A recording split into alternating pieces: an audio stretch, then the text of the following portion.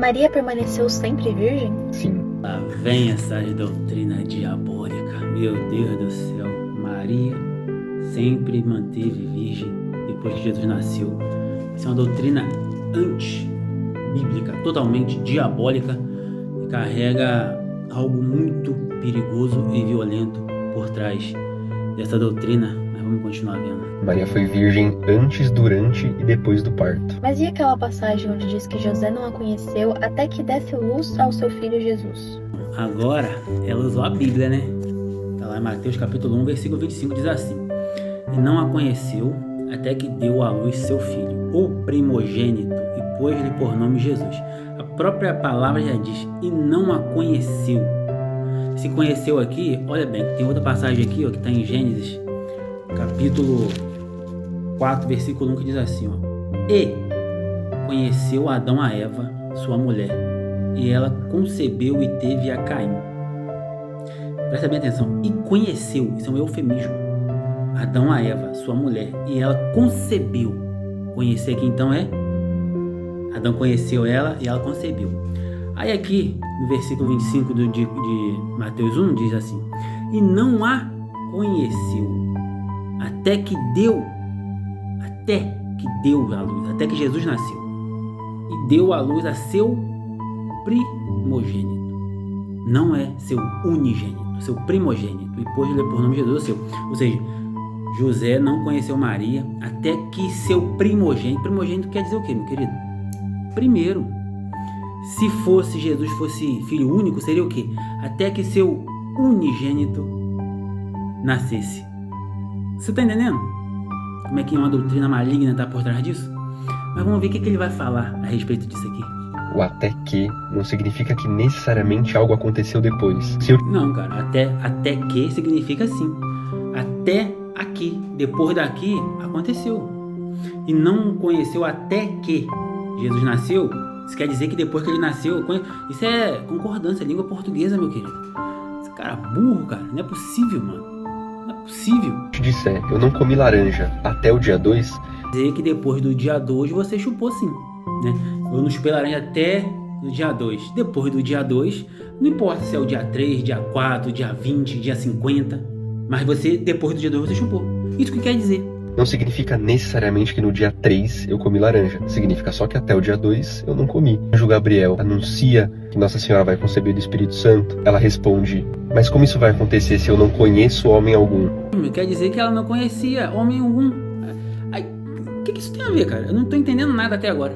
Porque o anjo apareceu, ela falou, o anjo falou, você vai ficar grávida. Ela falou, eu vou ficar grávida? Eu não conheço homem nenhum. É isso, meu querido. Repara no tempo verbal. Eu não conheço homem algum. Se você me oferecer bebida alcoólica e eu te falar, eu não bebo bebida alcoólica, é diferente de eu não bebi bebida alcoólica. Nem eu. Rapaz, que safadeza desse cara, hein, velho. Nossa, olha isso. O anjo falou, você vai ficar grávida. Ela falou assim, não tem como eu ficar grávida, porque eu não conheço homem, ou seja, eu não tô tendo relação sexual ainda, porque eu sou virgem. Aí ele falou, deu o exemplo de beber. Cara, eu não bebo bebida alcoólica. Eu não bebo bebida alcoólica. Isso não quer dizer que eu vou beber lá na frente? Não, quer dizer que eu não vou beber. Agora, falar, não, porque você vai ficar grávida. Não, mas eu vou ficar grávida como? Se eu não conheço homem nenhum.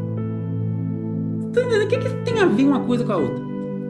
Tá parecendo aquela passagem, tu és pedra, sobre essa pedra edificarei minha igreja. Viu, merda, não tem nada a ver uma coisa com a outra. Não beberei. Eu não bebo significa que eu nunca bebi, que eu não vou beber agora e que eu não beberei depois. Assim como Nossa Senhora respondeu, eu não conheço homem algum. Ela não conheceu antes, nem naquele momento, e não conheceria depois. Será que ainda tem católico que cai nessa conversa ainda? Cara, isso não tem nada a ver as coisas. Não tem nada a ver. Olha o exemplo que ele tá dando, cara. Ele tá fazendo uma manipulação extrema aqui para tentar passar uma doutrina satânica para você que tá me vendo. Você sabe disso. Você sabe. Você tem que ter consciência que esse cara tá te manipulando de uma forma rádio, de uma forma que até um ser, meu cachorro, tem um QI maior do que o de um petista, perceberia, cara. Você tá entendendo? Na mesma passagem, Jesus é descrito como filho primogênito de Maria. Quando ele é descrito como filho de Deus Pai, ele é descrito como filho unigênito. A diferença, né, minha querida? Filho Primogênito quer dizer o primeiro. Unigênito quer dizer que é único, só teve um. É igual mãe que só tem um filho. Não, ele é meu filho unigênito, porque eu só tenho ele, eu não posso ter mais filhos. Agora, quando eu falo assim, esse aqui é meu filho primogênito, quer dizer que foi o primeiro a nascer. Igual eu tenho 2 filhos. Tenho uma menina mais velha e um rapaz mais novo. A minha filha primogênita é a Wanda, que nasceu primeiro. O meu filho depois é o Miguel, que nasceu segundo. Agora, se a Wanda, se eu não tivesse tido o Miguel, eu ia falar, não, essa aqui é minha filha unigênita, que eu só tenho ela. Você entendeu? Mas aí ela citou, né, João 3,16, que diz assim: porque Deus amou o mundo de tal maneira que deu seu Filho unigênito, para que todo que nele crê não pereça, mas tenha vida eterna. O que isso quer dizer aqui? Aqui quer dizer que Deus só teve um filho, que é Jesus. Nós somos filhos por adoção, mas filho mesmo é Jesus. Então ele é unigênito. Lá na Maria é primogênito, porque ela teve outros filhos. É simples. Isso aí não tem o que discutir, não tem como fazer manipulação, mas talvez ele vai conseguir, né? Filho primogênito significa só que ele foi o primeiro filho, não que necessariamente vieram outros filhos depois. Em Êxodo 13:2, a gente tem a definição de filho primogênito para o povo de Israel. Então vamos lá então, Gênesis capítulo 13, versículo 1, diz assim, ó: então falou o Senhor a Moisés dizendo: santifica-me todo primogênito, o que abrir toda madre entre os filhos de Israel, de homens e de animais, porque meu é. A própria Bíblia já respondeu a pergunta desse camarada aí. Você vê, santifica-me todo primogênito. Primogênito é o que abre a madre. A madre ter filho, gerar filho. Santifica-me todo primogênito. Primogênito, primeiro, não é unigênito. Santifica-me todo primogênito que abrir toda a madre entre os filhos. Ou seja, todo filho primeiro que abre a madre, que nasceu primeiro, santifica-me. Cara, que é o filho que abre o ventre, ou seja, o primeiro filho. No caso de Jesus, ele era filho primogênito e unigênito de Maria. Não é isso que o texto está falando, não, seu mentiroso. Não é isso que o texto está falando. Está falando que Jesus é o filho primogênito de Maria, unigênito de Deus, né? Que ele é o único de Deus e o primeiro de Maria. E lá em Êxodo 13 está aqui, ó: santifica-me todo primogênito. Não está falando todo primogênito e unigênito, não.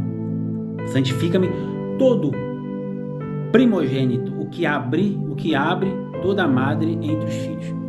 Então, o primeiro filho que nasce é o filho que abre a madre. A madre é parir. Você entendeu? Meu Deus. Cara, gente, pelo amor de Deus, gente, sai disso. Sai no meio disso. É muito triste ver uma pessoa fazendo um vídeo se expondo ao ridículo desse, sem um mínimo de conhecimento bíblico.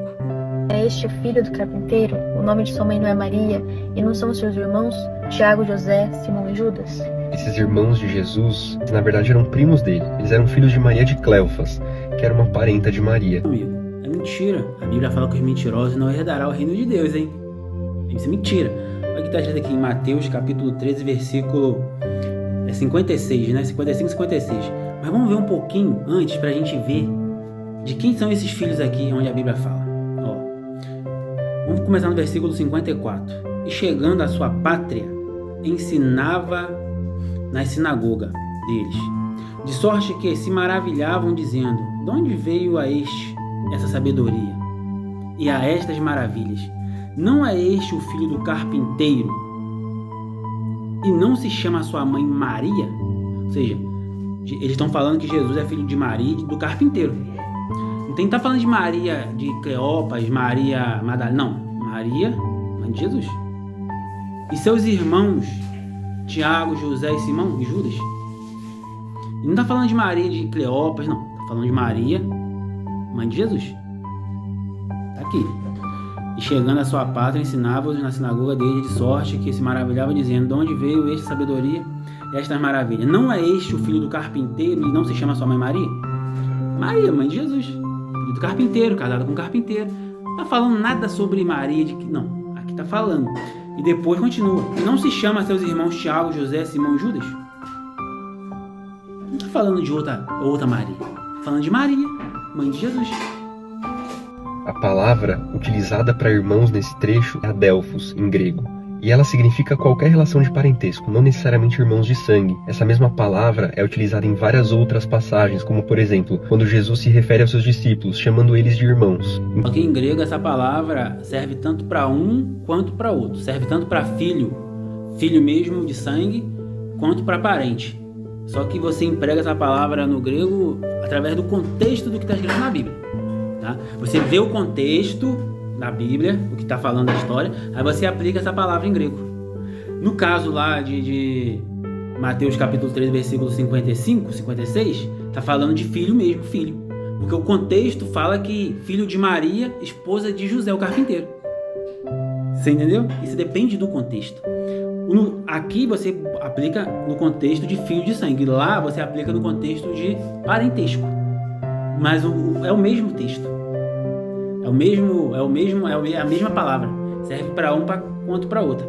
Só que você vai introduzir ela de acordo com o contexto da história, tá? Então não dá para, a partir dessa palavra, inferir que Maria tinha outros filhos. E além disso, só Jesus é descrito como o filho de Maria na Bíblia. Nenhum outro deles. Mas para além da palavra, aonde que estavam esses irmãos de Jesus quando Maria e José perderam Jesus no templo com 12 anos? Será que Maria e José teriam deixado eles sozinhos em casa? Onde estavam os irmãos de Jesus aos pés da cruz? Maria de Cleofas estava lá.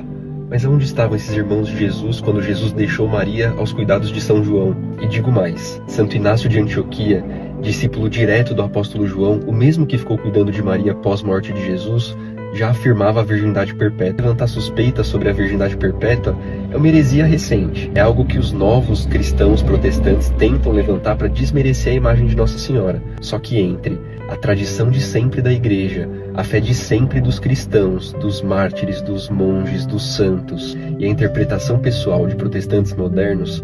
Amigo, sabe por que a Bíblia não dá ênfase aos irmãos de Jesus? Sabe por quê? Porque a biografia é de Jesus, não é dos irmãos dele. Provavelmente os irmãos dele eram ciumentos, porque Jesus, ele tinha todo o amor e carinho da Maria, muito mais do que deles. E sendo eles mais novos, deveria receber esse carinho maior, mas não, ela preferia dar para Jesus. Você entendeu? Só que a biografia é de Jesus Cristo. Só para lembrar para você, o livro de Judas, tá aqui, ó, faz parte do Novo Testamento. Tiago são os irmãos de Jesus, de sangue, tá? A Bíblia fala isso.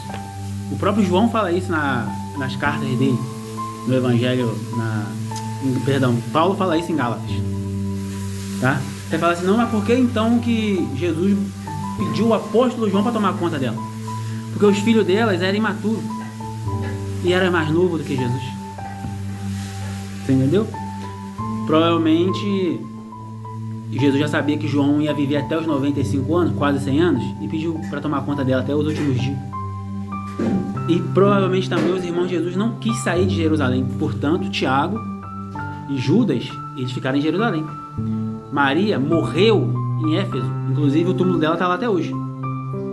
Porque Jesus já sabia que ia ser perseguido ali em Jerusalém. João ia ter que sair, ia correr dali, ia sumir dali, foi para Éfeso e levou ela. Porque ali era mais seguro. Você está entendendo, meu querido?